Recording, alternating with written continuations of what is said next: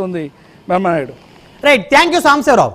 So మొత్తానికి కనుక చూస్తే ఆంధ్రప్రదేశ్ రాష్ట్ర ఉప ముఖ్యమంత్రి పవన్ కళ్యాణ్ ప్రాణాలకు ప్రమాదం పొంచి ఉన్నట్లయితే చాలా స్పష్టంగా తెలుస్తూ ఉంది.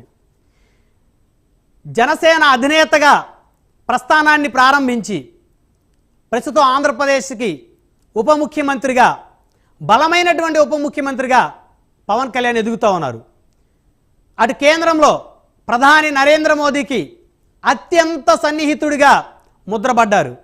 దేశం మొత్తం కూడా జనసేన వైపుకు చూసుకునేలా చేసుకున్నారు జనసేన అధినేత పవన్ కళ్యాణ్. సో మొత్తానికి కనుక చూస్తే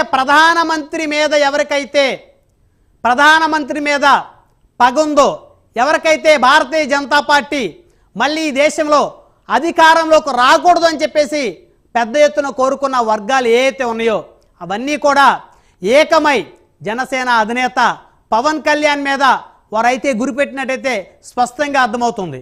సో మొత్తానికి ఇటు జన సైనికులు అప్రమత్తంగా ఉండాల్సినటువంటి అవసరం ఖచ్చితంగా ఉంది.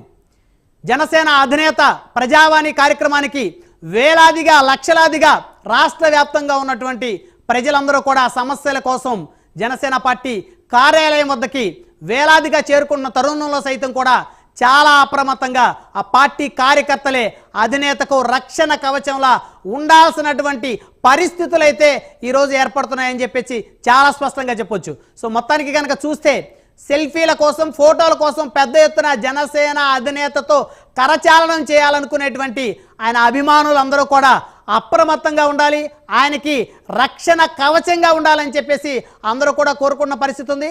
జనసేన అధినేతకు Z+ కేటగిరీ భద్రతని కల్పించాల్సినటువంటి అవసరం అయితే తక్షణం ఏర్పడిందని అయితే స్పష్టంగా చెప్పొచ్చు. రైట్, మరి ఇది ఈ బులెటిన్ యొక్క విశేషాలు. చూస్తూనే ఉండండి, కీప్ వాచింగ్ ప్రైమ్ న్యూస్.